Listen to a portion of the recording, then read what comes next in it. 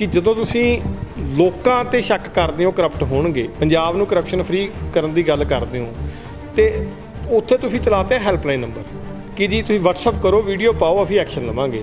ਜਦੋਂ ਲੋਕਾਂ ਨੇ ਜਿਨ੍ਹਾਂ ਨੂੰ ਚੁਣਿਆ, MLA ਹੋ ਗਏ, ਮੰਤਰੀ ਹੋ ਗਏ, ਮੁੱਖ ਮੰਤਰੀ ਹੋ ਗਏ, MC ਹੋ ਗਏ, ਕਾਉਂਸਲਰ ਹੋ ਗਏ, ਜਦੋਂ ਜਿਨ੍ਹਾਂ ਨੂੰ ਚੁਣਿਆ ਗਿਆ, ਜਦੋਂ ਉਹਦੇ ਖਿਲਾਫ ਕੰਪਲੇਂਟ ਜਾਣੀ ਹੈ ਉਹਦੇ ਬਾਰੇ ਤੁਸੀਂ ਸਾਇਲੈਂਟ ਹੋ ਜਾਂਦੇ ਹੋ। ਵੀ ਜੇ ਕੱਲ੍ਹ ਨੂੰ ਕਿਸੇ MLA ਦੇ ਖਿਲਾਫ ਕੋਈ ਐਸੀ ਕੰਪਲੇਂਟ ਉਸ ਹੈਲਪਲਾਈਨ ਨੰਬਰ 'ਤੇ ਜਾਂਦੀ, ਸਰਕਾਰ ਦੇ ਹੈਲਪਲਾਈਨ ਨੰਬਰ ਜਾਂਦੀ ਹੈ, ਕੀ ਮੁੱਖ ਮੰਤਰੀ ਸਾਹਿਬ ਕਾਰਵਾਈ ਕਰਨਗੇ?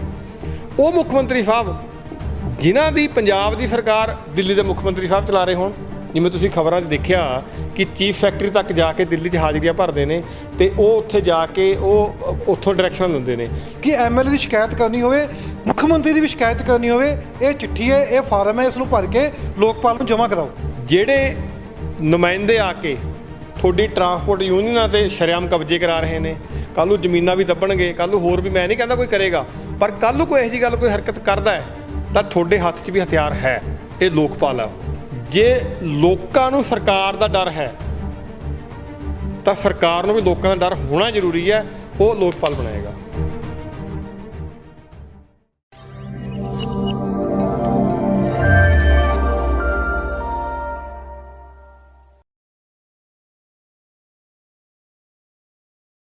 SSM ਵੱਲੋਂ ਅੱਜ ਇੱਕ ਪ੍ਰੈਸ ਕਾਨਫਰੰਸ ਹੋਈ ਹੈ ਜਿਸ ਵਿੱਚ 16 ਜਥੇਬੰਦੀਆਂ ਜੋ ਛੱਡ ਕੇ ਚਲੇ ਗਈਆਂ ਸੀ ਉਹਨਾਂ ਦਾ ਜ਼ਿਕਰ ਹੋਇਆ। ਉਹਦੀ ਇੱਕ ਕਾਗਜ਼ ਲਿਆਂਦਾ ਗਿਆ ਲੋਕਪਾਲ ਬਿੱਲ ਨੂੰ ਲੈ ਕੇ, ਜੋ ਇੱਕ ਪ੍ਰੋਟੈਸਟ ਸ਼ੁਰੂ ਹੋਇਆ ਸੀ ਕੇਜਰੀਵਾਲ ਤੇ ਅੰਨਾ ਹਜ਼ਾਰੇ ਨੇ ਕੀਤਾ ਸੀ ਸਨ 2011-12 ਦੇ ਵਿੱਚ। ਸਾਡੇ ਨਾਲ ਮੌਜੂਦ ਨੇ SSM ਦੇ ਸਪੋਕਸਪਰਸਨ ਸਤਬੀਰ ਸਿੰਘ ਵਾਲੀਆ। ਗੱਲਬਾਤ ਕਰਾਂਗੇ, ਗੱਲਬਾਤ ਇਹ ਵੀ ਕਰਾਂਗੇ ਜੋ ਜਥੇਬੰਦੀਆਂ ਛੱਡ ਕੇ ਚਲੇ ਗਈਆਂ ਸੀ ਕਿ ਵਾਕਈ ਜੋ SKM ਹੈ ਉਹ ਉਸ ਪਾਸੇ ਜਾਣਗੇ ਜਾਂ ਆਪਦਾ ਅਲੱਗ ਤੌਰ 'ਤੇ ਮੋਰਚਾ ਲਗਾਉਣਗੇ, ਉਹ ਦੂਸਰੇ ਪਾਸੇ ਛੱਡ ਕੇ ਕਿਉਂ ਗਈਆਂ ਸੀ, ਉਹ ਲੋਕਪਾਲ ਉੱਤੇ ਕੀ ਕੋਈ ਆਮ ਵਿਅਕਤੀ ਸ਼ਿਕਾਇਤ ਕਰ ਸਕਦਾ ਹੈ? ਜੋ ਚੱਲ ਰਹੀ ਸਰਕਾਰ ਹੈ ਆਮ ਆਦਮੀ ਪਾਰਟੀ ਦੀ, ਇਸ ਉੱਪਰ ਵੀ ਸਵਾਲ ਕਰਾਂਗੇ। ਸਤਬੀਰ ਸਿੰਘ ਵਾਲੀਆ ਸਾਡੇ ਨਾਲ ਮੌਜੂਦ ਨੇ। ਵਾਲੀ ਬਾਬਾ, ਸਵਾਗਤ ਹੈ ਪੰਜਾਬ ਨਿਊਜ਼ 'ਤੇ। ਥੈਂਕ ਯੂ, ਸਤਿ ਸ਼੍ਰੀ ਅਕਾਲ ਜੀ ਤੁਹਾਡਾ ਤੇ ਤੁਹਾਡੇ ਸਾਰੇ ਸਰੋਤਿਆਂ ਨੂੰ। ਤੁਸੀਂ ਕਾਗਜ਼ ਹੱਥ 'ਚ ਪਕੜਿਆ ਜਾਂ ਪਹਿਲਾਂ ਡਿਟੇਲ 'ਚ ਦੱਸ ਦਿਓ ਦਰਸ਼ਕਾਂ ਨੂੰ ਇਹ ਕਾਗਜ਼ ਹੈ ਕੀ? ਲੋਕਪਾਲ ਦੀ ਗੱਲ ਕਰੀਏ, ਪ੍ਰੋਟੈਸਟ ਹੁੰਦਾ ਅੰਨਾ ਹਜ਼ਾਰੇ ਦਾ, ਕੇਜਰੀਵਾਲ ਹੁੰਦੇ ਨੇ, ਬਾਅਦ ਵਿੱਚ ਇੱਕ ਪਾਰਟੀ ਵੀ ਨਿਕਲ ਜਾਂਦੀ ਹੈ ਆਮ ਆਦਮੀ ਪਾਰਟੀ। ਇਹ ਕਾਗਜ਼ ਜੋ ਹੈਗਾ ਕਿ ਵਾਕਈ ਲੋਕਪਾਲ ਦਾ ਕਾਗਜ਼ ਹੈਗਾ ਜਾਂ ਲੋਕਪਾਲ ਮੌਜੂਦ ਹੈ ਪੰਜਾਬ ਦੇ ਵਿੱਚ? ਕੀ ਸਰਕਾਰ ਦੀ ਸ਼ਿਕਾਇਤ ਹੋ ਸਕਦੀ ਹੈ? ਦੇਖੋ, ਸਰਕਾਰ ਨੇ ਇੱਕ ਹੈਲਪਲਾਈਨ ਨੰਬਰ ਜਾਰੀ ਕੀਤਾ ਐਂਟੀ ਕਰਪਸ਼ਨ ਮੂਵਮੈਂਟ ਚਲਾਉਣ ਵਾਸਤੇ, ਐਂਟੀ ਕਰਪਸ਼ਨ ਨੂੰ ਨੱਥ ਪਾਉਣ ਵਾਸਤੇ। ਸੋ ਅਸੀਂ ਤਾਂ ਸਵਾਗਤ ਕਰਦੇ ਹਾਂ, ਅਸੀਂ ਉਸ ਮੁਹਿੰਮ ਨਾਲ ਖੜੇ ਹਾਂ। ਉਸ ਮੁਹਿੰਮ ਨੂੰ ਹੀ ਅੱਗੇ ਵਧਾਉਂਦੇ ਹੋਏ ਇੱਕ ਲੋਕਪਾਲ ਆਲਰੇਡੀ ਪੰਜਾਬ 'ਚ ਨਿਯੁਕਤ ਹੈ। ਮੋਰਓਵਰ ਆਮ ਆਦਮੀ ਪਾਰਟੀ ਦਾ ਜਿਹੜਾ ਮੇਨ ਏਜੰਡਾ ਸੀਗਾ, ਜਿਹੜਾ ਜਿੱਥੋਂ ਸ਼ੁਰੂ ਹੋਇਆ, ਉਹ ਐਂਟੀ ਕਰਪਸ਼ਨ ਮੂਵਮੈਂਟ ਤੇ ਲੋਕਪਾਲ ਬਿੱਲ ਨੂੰ ਲੈ ਕੇ ਹੋਇਆ ਕਿ ਅਸੀਂ ਲੋਕਪਾਲ ਲੈ ਕੇ ਆਵਾਂਗੇ ਜਿਹਦੇ ਦਾਇਰੇ 'ਚ ਮੁੱਖ ਮੰਤਰੀ ਸਾਹਿਬ ਵੀ ਆਉਣਗੇ ਤੇ ਪੰਜਾਬ ਦੇ ਲੋਕਪਾਲ ਦੇ ਦਾਇਰੇ 'ਚ ਮੁੱਖ ਮੰਤਰੀ ਸਾਹਿਬ ਵੀ ਆਉਂਦੇ ਨੇ। ਤਾਂ ਇਸ ਕਰਕੇ ਮੈਨੂੰ ਲੱਗਦਾ ਸੀ ਕਿ ਵੀ ਆਮ ਆਦਮੀ ਪਾਰਟੀ ਪਹਿਲਾਂ ਉੱਧਰ ਨੂੰ ਮੂਵ ਕਰੇਗੀ, ਉੱਧਰ ਨੂੰ ਚੱਲੇਗੀ, ਪਰ ਅਨਫੋਰਚੂਨੇਟਲੀ ਉਹਨਾਂ ਨੇ ਪਹਿਲਾਂ ਲੋਕਾਂ 'ਤੇ ਹੀ ਸ਼ੱਕ ਕੀਤਾ ਵੀ ਸ਼ਾਇਦ ਇਹ ਕਰਪਟ ਨੇ ਤੇ ਇੱਕ ਐਂਟੀ ਕਰਪਸ਼ਨ ਹੈਲਪਲਾਈਨ ਨੰਬਰ ਜਾਰੀ ਕਰਤੇ। ਚਲੋ ਉਹ ਵੀ ਵਧੀਆ ਕਦਮ ਹੈ, ਪਰ ਅਸੀਂ ਲੋਕਾਂ ਨੂੰ ਵੀ ਦੱਸਣਾ ਚਾਹੁੰਦੇ ਹਾਂ ਉਹਨਾਂ ਦਾ ਅਧਿਕਾਰ ਕੀ ਹੈ। ਜੇ ਕੋਈ ਸਰਕਾਰ ਦਾ ਚੁਣਿਆ ਹੋਇਆ ਨੁਮਾਇੰਦਾ, ਲੋਕਾਂ ਦਾ ਚੁਣਿਆ ਹੋਇਆ ਨੁਮਾਇੰਦਾ ਸਰਕਾਰ 'ਚ ਬੈਠਾ, ਚਾਹੇ ਉਹ ਕਾਉਂਸਲਰ ਹੈ ਕੋਈ, ਚਾਹੇ ਕੋਈ MC ਦਾ ਪ੍ਰੈਜ਼ੀਡੈਂਟ ਹੈ, ਚਾਹੇ MLA ਹੈ, ਚਾਹੇ ਉਹ ਕੈਬਨਿਟ ਮੰਤਰੀ ਹੈ, ਚਾਹੇ ਮੁੱਖ ਮੰਤਰੀ ਵੀ ਹੈ, ਜੇ ਕਿਤੇ ਵੀ ਉਹ ਕਿਤੇ ਜ਼ਮੀਨਾਂ 'ਤੇ ਕਬਜ਼ੇ ਜਾਂ ਕੋਈ ਵੱਡੀ ਧਾਂਦਲੀ ਜਾਂ ਵੱਡੀ ਕਰਪਸ਼ਨ ਕਰਦਾ ਤੁਹਾਨੂੰ ਨਜ਼ਰ ਆਉਂਦਾ, ਕੋਈ ਤੁਹਾਡੇ ਕੋਲ ਡਾਕੂਮੈਂਟਰੀ ਐਵੀਡੈਂਸ ਹੈਗਾ, ਤੇ ਤੁਸੀਂ ਇਹ ਫਾਰਮ A ਹੈਗਾ ਜਿਹੜਾ ਕਿ ਕੰਪਲੇਂਟ ਹੈ, ਇੱਕ ਮਤਲਬ ਕੰਪਲੇਂਟ ਦਾ ਫਾਰਮੈਟ ਹੈ ਵੀ ਕੰਪਲੇਂਟ ਕਿਵੇਂ ਬਣਾਈ ਜਾਵੇ, ਤੇ ਇਹ ਫਾਰਮ A ਦੇ ਤਹਿਤ ਕੰਪਲੇਂਟ ਤਿਆਰ ਹੋਣੀ ਹੈ। ਉਹ ਤੋਂ ਬਾਅਦ ਇਹ ਕੰਟੀਨਿਊਸ਼ਨ 'ਚ ਹੈ। ਉਹ ਤੋਂ ਬਾਅਦ ਹੈ ਫਾਰਮ B। ਫਾਰਮ B ਹੈਗਾ ਇੱਕ ਐਫੀਡੇਵਿਟ ਜਿਹੜਾ 3 ਰੁਪਏ ਦੇ ਸਟਾਂਪ ਪੇਪਰ 'ਤੇ ਬਣਨਾ ਹੈ ਅਤੇ ਉਹਦੇ ਨੋਟਰਾਈਜ਼ ਹੋਣਾ ਚਾਹੀਦਾ ਹੈ, ਅਤੇ ਨਾਲ ਇਹਦੇ 1000 ਰੁਪਏ ਦੀ ਫੀਸ ਲੱਗੇਗੀ, ਡਰਾਫਟ ਲੱਗੇਗਾ। ਅਤੇ ਇਹ ਤੁਸੀਂ ਕੰਪਲੇਂਟ ਉਸ ਨੁਮਾਇੰਦੇ ਦੀ, ਪਬਲਿਕ ਨੁਮਾਇੰਦੇ ਦੀ ਤੁਸੀਂ ਕੰਪਲੇਂਟ ਲੋਕਪਾਲ ਕੋਲ ਦੇ ਸਕਦੇ ਆ, ਅਤੇ ਲੋਕਪਾਲ ਉਹਨੂੰ ਦੇਖ ਕੇ ਘੋਖ ਕੇ ਉਹਦੀ ਇਨਕੁਆਇਰੀ ਮਾਰਕ ਕਰੇਗਾ ਤਾਂ ਕਿ ਉਸ 'ਤੇ ਇਨਵੈਸਟੀਗੇਸ਼ਨ ਹੋ ਸਕੇ। ਪਰ ਮੇਰੀ ਨਾਲ ਹੀ ਸਰਕਾਰ ਨੂੰ ਦਰਖਾਸਤ ਵੀ ਹੈਗੀ ਹੈ ਕਿ ਜਦੋਂ ਤੁਸੀਂ ਲੋਕਾਂ 'ਤੇ ਸ਼ੱਕ ਕਰਦੇ ਹੋ ਕਰਪਟ ਹੋਣਗੇ, ਪੰਜਾਬ ਨੂੰ ਕਰਪਸ਼ਨ ਫ੍ਰੀ ਕਰਨ ਦੀ ਗੱਲ ਕਰਦੇ ਹੋ, ਅਤੇ ਉੱਥੇ ਤੁਸੀਂ ਚਲਾਤੇ ਹੈਲਪਲਾਈਨ ਨੰਬਰ ਕਿ ਜੀ ਤੁਸੀਂ WhatsApp ਕਰੋ, ਵੀਡੀਓ ਪਾਓ, ਅਸੀਂ ਐਕਸ਼ਨ ਲਵਾਂਗੇ। ਕਿ ਜਦੋਂ ਸਰਕਾਰੀ ਚੁਣੇ ਹੋਏ ਲੋਕਾਂ ਦੇ ਚੁਣੇ ਹੋਏ ਮਤਲਬ ਜਿਨ੍ਹਾਂ ਨੇ ਵੋਟਾਂ ਪਾਈਆਂ, ਜਦ ਤੁਸੀਂ ਉਹਨਾਂ ਤੋਂ ਕਰਪਟ ਬੰਦੇ ਲੱਭ ਰਹੇ ਹੋ ਤਾਂ ਤੁਸੀਂ ਇੱਕ ਵੀਡੀਓ ਦਾ ਜ਼ਿਕਰ ਕਰਦੇ, ਫਿਰ ਵੀਡੀਓ ਪਾਓ ਜੀ ਤੁਸੀਂ, ਅਸੀਂ ਕਾਰਵਾਈ ਕਰਾਂਗੇ। ਜਦੋਂ ਲੋਕਾਂ ਨੇ ਜਿਨ੍ਹਾਂ ਨੂੰ ਚੁਣਿਆ, MLA ਹੋ ਗਏ, ਮੰਤਰੀ ਹੋ ਗਏ, ਮੁੱਖ ਮੰਤਰੀ ਹੋ ਗਏ, MC ਹੋ ਗਏ, ਕਾਉਂਸਲਰ ਹੋ ਗਏ, ਜਦੋਂ ਜਿਨ੍ਹਾਂ ਨੂੰ ਚੁਣਿਆ ਗਿਆ, ਜਦੋਂ ਉਹਦੇ ਖਿਲਾਫ ਕੰਪਲੇਂਟ ਜਾਣੀ ਹੈ, ਉਹਦੇ ਬਾਰੇ ਤੁਸੀਂ ਸਾਇਲੈਂਟ ਹੋ ਜਾਂਦੇ ਹੋ, ਕਿਉਂਕਿ ਉਹ ਦੱਸਿਆ ਨਹੀਂ ਉਹ ਤੁਸੀਂ ਦੱਸਿਆ ਨਹੀਂ। ਤੇ ਮੇਰਾ ਮੰਨਣਾ ਹੈ ਜੋ ਚੱਲਦਾ ਆਇਆ ਵੀ ਜੇ ਕੱਲ੍ਹ ਨੂੰ ਕਿਸੇ MLA ਦੇ ਖਿਲਾਫ ਕੋਈ ਐਸੀ ਕੰਪਲੇਂਟ ਉਸ ਹੈਲਪਲਾਈਨ ਨੰਬਰ 'ਤੇ ਜਾਂਦੀ, ਸਰਕਾਰ ਦੇ ਹੈਲਪਲਾਈਨ ਨੰਬਰ ਜਾਂਦੀ ਹੈ, ਕੀ ਮੁੱਖ ਮੰਤਰੀ ਸਾਹਿਬ ਕਾਰਵਾਈ ਕਰਨਗੇ? ਉਹ ਮੁੱਖ ਮੰਤਰੀ ਸਾਹਿਬ ਜਿਨ੍ਹਾਂ ਦੀ ਪੰਜਾਬ ਦੀ ਸਰਕਾਰ ਦਿੱਲੀ ਦੇ ਮੁੱਖ ਮੰਤਰੀ ਸਾਹਿਬ ਚਲਾ ਰਹੇ ਹੋਣ, ਜਿਵੇਂ ਤੁਸੀਂ ਖਬਰਾਂ 'ਚ ਦੇਖਿਆ ਕਿ ਚੀਫ ਸੈਕਟਰੀ ਤੱਕ ਜਾ ਕੇ ਦਿੱਲੀ 'ਚ ਹਾਜ਼ਰੀਆਂ ਭਰਦੇ ਨੇ ਅਤੇ ਉਹ ਉੱਥੇ ਜਾ ਕੇ ਉਹ ਉੱਥੋਂ ਡਾਇਰੈਕਸ਼ਨ ਦਿੰਦੇ ਨੇ ਬਿਜਲੀ ਬੋਰਡ ਦੇ ਨੁਮਾਇੰਦੇ ਜੋ ਅਖਬਾਰਾਂ ਦੀ ਖਬਰਾਂ ਨੇ। ਤਾਂ ਉਹ ਜਿਹੜੀ ਸਰਕਾਰ ਐਡਮਿਨਿਸਟ੍ਰੇਸ਼ਨ ਹੈ ਦਿੱਲੀੋਂ ਚੱਲ ਰਹੀ ਹੋਵੇ ਅਤੇ ਉਹ ਸੂਬੇ ਦਾ ਮੁੱਖ ਮੰਤਰੀ ਕੀ ਆਪਣੇ MLA ਦੇ ਖਿਲਾਫ ਕਾਰਵਾਈ ਕਰ ਸਕੇਗਾ, ਕਿ ਆਪਣੇ ਕੈਬਨਿਟ ਮੰਤਰੀ ਦੇ ਖਿਲਾਫ ਕਾਰਵਾਈ ਕਰ ਸਕੇਗਾ? ਤਾਂ ਉਹਦਾ ਰਸਤਾ ਹੈਗਾ ਲੋਕਪਾਲ। ਲੋਕਪਾਲ ਕੋਲ ਕੰਪਲੇਂਟ ਜਾਏਗੀ, ਉਹ ਡਾਇਰੈਕਸ਼ਨਸ ਦੇਗਾ, ਕੰਪਲੇਂਟ ਮਾਰਕ ਕਰੇਗਾ, ਉਹ ਡਾਇਰੈਕਸ਼ਨਸ 'ਤੇ ਇਨਕੁਆਇਰੀਆਂ ਹੋਣਗੀਆਂ। ਫਿਰ ਸੰਯੁਕਤ ਸਮਾਜ ਮੋਰਚਾ ਲੋਕਾਂ ਨੂੰ ਭਰੋਸਾ ਦਿੰਦਾ ਹੈ ਕਿ ਅਸੀਂ ਪੂਰਾ ਮੋਨੀਟਰ ਕਰਾਂਗੇ, ਚਾਹੇ ਅਸੀਂ RTA ਪਾ ਕੇ ਦੇਖੀਏ ਵੀ ਕਿੰਨੀ ਕੰਪਲੇਂਟਾਂ ਆਈਆਂ, ਕਿੰਨੇ ਡਿਸਪੋਜ਼ ਆਫ ਹੋਈਆਂ, ਕਿੰਨਿਆਂ 'ਤੇ ਕਾਰਵਾਈ ਹੋਈ, ਅਤੇ ਉਹ SSM ਜਿਹੜਾ ਉਹ ਪੂਰਾ ਉਸ 'ਤੇ ਮੋਨੀਟਰ ਕਰੇਗਾ, ਤਾਂ ਕਿ ਰਲ ਕੇ ਅਸੀਂ ਸਰਕਾਰ ਨਾਲ ਰਲ ਕੇ ਪੰਜਾਬ ਨੂੰ ਕਰਪਸ਼ਨ ਫਰੀ ਸੂਬਾ ਬਣਾ ਸਕੀਏ। ਔਰ ਸਾਡੇ ਜਿਹੜੇ ਫੰਡਸ ਨੇ, ਸਾਡੇ ਜਿਹੜਾ ਕਰਜ਼ੇ ਦੀ ਮਾਰ ਪੰਜਾਬ 'ਤੇ ਹੈਗੀ, ਉਹ ਕਰਜ਼ਾ ਛੇਤੀ ਲੈ ਸਕੇ। ਕੇਜਰੀਵਾਲ ਨੇ ਬੜਾ ਰੌਲਾ ਪਾਇਆ ਸੀ 2011-12 ਦੇ ਵਿੱਚ ਪ੍ਰੋਟੈਸਟ ਚੱਲਦਾ ਲੋਕਪਾਲ ਬਿੱਲ ਨੂੰ ਲੈ ਕੇ। ਜੇ ਪੰਜਾਬ 'ਚ ਜੇ ਤੁਸੀਂ ਕਹਿ ਦਿਓ ਕਿ ਲੋਕਪਾਲ ਮੌਜੂਦ ਹੈ, ਫਿਰ ਦੱਸਦੇ ਕਿਉਂ ਨਹੀਂ? ਜਿੰਨਾ ਐਡਵਰਟਾਈਜ਼ਮੈਂਟ ਦੇ ਖਰਚਾ ਭਗਵੰਤ ਮਾਨ ਜਾਂ ਆਮ ਆਦਮੀ ਪਾਰਟੀ ਅਖਬਾਰਾਂ ਵਿੱਚ ਕਰਦੀ ਹੈ, ਮੀਡੀਆ ਵਿੱਚ ਕਰਦੀ ਹੈ, ਫਿਰ ਕਿਉਂ ਨਹੀਂ ਮੀਡੀਆ ਦਾ ਹੀ ਦੱਸਦੇ ਕਿ MLA ਦੀ ਸ਼ਿਕਾਇਤ ਕਰਨੀ ਹੋਵੇ, ਮੁੱਖ ਮੰਤਰੀ ਦੀ ਵੀ ਸ਼ਿਕਾਇਤ ਕਰਨੀ ਹੋਵੇ, ਇਹ ਚਿੱਠੀ ਹੈ, ਇਹ ਫਾਰਮ ਹੈ, ਇਸ ਨੂੰ ਭਰ ਕੇ ਲੋਕਪਾਲ ਨੂੰ ਜਮ੍ਹਾਂ ਕਰਾਓ। ਉਹੀ ਤਾਂ ਮੇਰਾ ਸਵਾਲ ਹੈ ਕਿ ਜਿਹੜੀ ਪਾਰਟੀ ਨਿਕਲੀ ਉਹ ਲੋਕਪਾਲ ਮੂਵਮੈਂਟ 'ਤੇ ਹੋਵੇ। ਇੱਥੋਂ ਤਾਂ ਬਣਾਉਣ ਦੀ ਲੋੜ ਹੀ ਨਹੀਂ, ਆਲਰੇਡੀ ਬਣੇ ਹੋਏ ਨੇ, ਆਲਰੇਡੀ ਨਿਯੁਕਤ ਕੀਤੇ ਹੋਏ ਨੇ ਲੋਕਪਾਲ, ਤੁਸੀਂ ਕਰਨਾ ਹੀ ਕੁਛ ਨਹੀਂ, ਲੋਕਾਂ ਨੂੰ ਦੱਸਣਾ ਹੀ ਹੈ ਨਾ। ਪਰ ਇਹ ਕੰਮ ਹੁਣ ਸੰਯੁਕਤ ਸਮਾਜ ਮੋਰਚਾ ਕਰੇਗਾ। ਸੰਯੁਕਤ ਸਮਾਜ ਮੋਰਚਾ ਛੇਤੀ ਹੀ ਜ਼ਿਲ੍ਹਾ ਪੱਧਰੀ ਮੁਹਿੰਮ ਉਲੀਕੇਗਾ ਕਿ ਲੋਕਾਂ ਨੂੰ ਅਵੇਅਰ ਕਰਾਇਆ ਜਾਵੇ ਕਿ ਲੋਕਪਾਲ ਕੀ ਹੁੰਦਾ ਹੈ। ਜਿਹੜੇ ਨੁਮਾਇੰਦੇ ਆ ਕੇ ਤੁਹਾਡੀ ਟਰਾਂਸਪੋਰਟ ਯੂਨੀਅਨਾਂ 'ਤੇ ਸ਼ਰੇਆਮ ਕਬਜ਼ੇ ਕਰਾ ਰਹੇ ਨੇ, ਕੱਲ੍ਹ ਨੂੰ ਜ਼ਮੀਨਾਂ ਵੀ ਦੱਬਣਗੇ, ਕੱਲ੍ਹ ਨੂੰ ਹੋਰ ਵੀ, ਮੈਂ ਨਹੀਂ ਕਹਿੰਦਾ ਕੋਈ ਕਰੇਗਾ, ਪਰ ਕੱਲ੍ਹ ਨੂੰ ਕੋਈ ਇਹੋ ਜਿਹੀ ਗੱਲ ਕੋਈ ਹਰਕਤ ਕਰਦਾ ਹੈ ਤਾਂ ਤੁਹਾਡੇ ਹੱਥ 'ਚ ਵੀ ਹਥਿਆਰ ਹੈ, ਇਹ ਲੋਕਪਾਲ ਹੈ ਉਹ।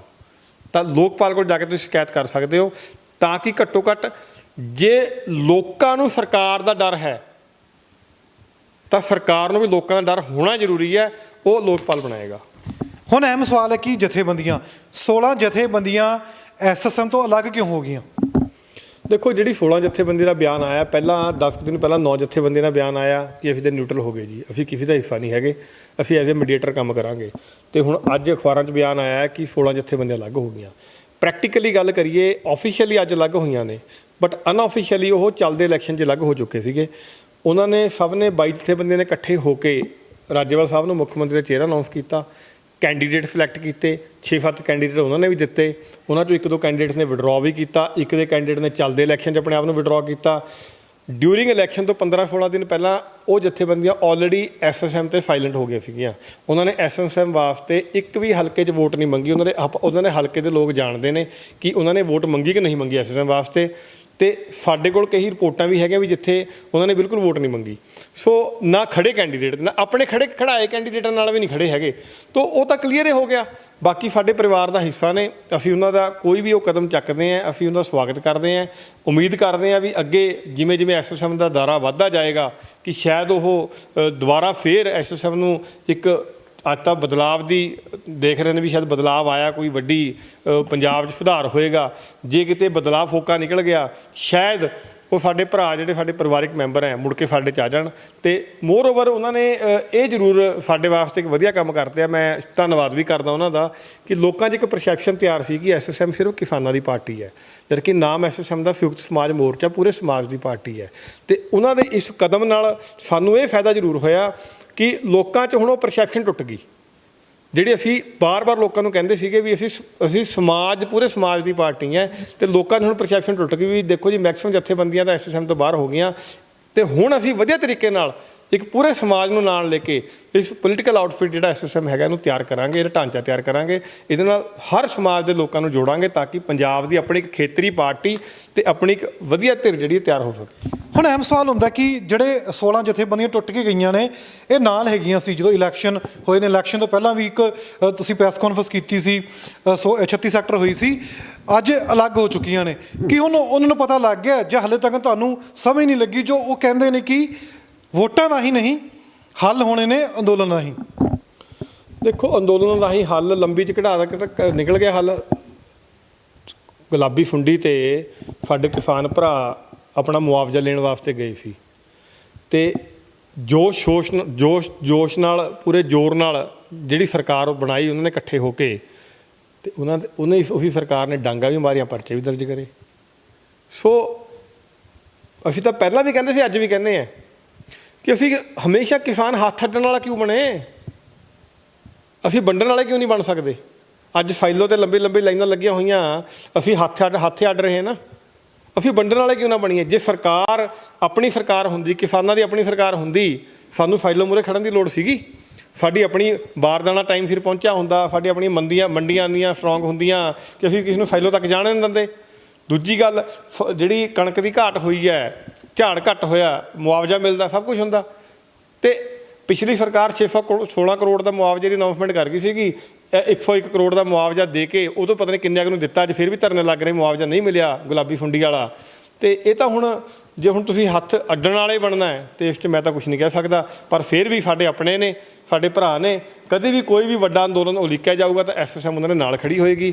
ਅਤੇ ਇਹ ਨਹੀਂ ਕਿ ਪੋਲੀਟੀਕਲ ਪਾਰਟੀ ਤਰ੍ਹਾਂ, ਆਪਣੇ ਪਰਿਵਾਰ ਦੀ ਤਰ੍ਹਾਂ ਆਪਣੇ ਪੰਜਾਬ ਵਾਸਤੇ ਉਹਨਾਂ ਨਾਲ ਖੜੇਗੀ। ਇੱਕ ਆਖਰੀ ਸਵਾਲ ਹੈ, ਕੇਜਰੀਵਾਲ ਦੀ ਗੱਲ ਕਰੀਏ, ਜਿਸ ਅਫਸਰ ਗਏ ਨੇ ਨਾ ਉਸ ਵਿੱਚ ਭਗਵੰਤ ਮਾਨ ਗਏ, ਮੁੱਖ ਮੰਤਰੀ ਨੇ, ਹੋਰ ਵੀ ਕੋਈ ਨਹੀਂ ਗਿਆ, ਪਰ ਫਿਰ ਵੀ ਮੀਟਿੰਗ ਹੋ ਜਾਂਦੀ ਹੈ ਦਿੱਲੀ ਦੇ ਵਿੱਚ।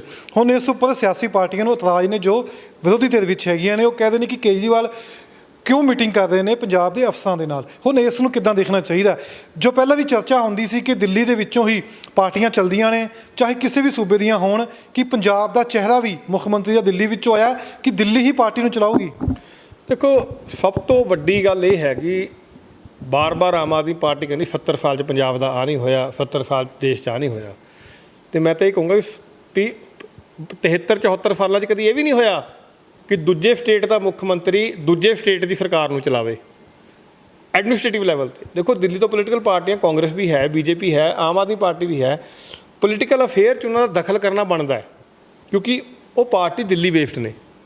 ਪਰ ਐਡਮਿਨਿਸਟ੍ਰੇਟਿਵ ਲੈਵਲ 'ਤੇ ਬਾਬਾ ਸਾਹਿਬ ਭੀਮ ਰਾਓ ਅੰਬੇਡਕਰ ਜੀ ਦਾ 14 ਤਰੀਕ ਨੂੰ ਜਯੰਤੀ ਹੈ ਅਤੇ ਆਮ ਆਦਮੀ ਪਾਰਟੀ ਨੇ ਸ਼ਹੀਦ ਆਜ਼ਮ ਭਗਤ ਸਿੰਘ ਅਤੇ ਬਾਬਾ ਸਾਹਿਬ ਭੀਮ ਰਾਓ ਅੰਬੇਡਕਰ ਜੀ ਫੋਟੋ ਆਪਣੀ ਦਫ਼ਤਰਾਂ 'ਚ ਪਿੱਛੇ ਲਾਉਣ ਵਾਸਤੇ ਕਿਹਾ। ਚਲੋ, ਮੈਂ ਉਹਦਾ ਸਵਾਗਤ ਕਰਦਾ, ਬੜੀ ਵਧੀਆ ਗੱਲ ਹੈ। ਸਾਡੇ ਸ਼ਹੀਦਾਂ ਨੂੰ ਅਤੇ ਸਾਨੂੰ ਜਿਹਨੇ ਵਧੀਆ ਸੰਵਿਧਾਨ ਦਿੱਤਾ ਉਹਨੂੰ ਯਾਦ ਕਰਨਾ ਜ਼ਰੂਰੀ ਹੈ। ਪਰ ਕੀ ਸਿਰਫ ਵੋਟ ਬੈਂਕ ਦੀ ਰਾਜਨੀਤੀ ਵਾਸਤੇ? ਇਹ ਤਾਂ ਵੋਟ ਬੈਂਕ ਦੀ ਰਾਜਨੀਤੀ ਹੋਈ ਨਾ। ਬਾਬਾ ਸਾਹਿਬ ਭੀਮ ਰਾਓ ਦਾ ਲਿਖਿਆ ਹੋਇਆ ਸੰਵਿਧਾਨ ਜਿਹੜਾ ਸੂਬਿਆਂ ਨੂੰ ਵੱਧ ਅਧਿਕਾਰ ਦੇਣ ਦੀ ਗੱਲ ਕਰਦਾ ਹੈ, ਤੁਸੀਂ ਦੂਜੇ ਸੂਬੇ ਤੋਂ ਇੱਕ ਸੂਬੇ ਨੂੰ ਚਲਾ ਰਹੇ ਹੋ। ਉਹ ਤਾਂ ਸੰਵਿਧਾਨ ਦਾ ਘਾਣ ਹੈ।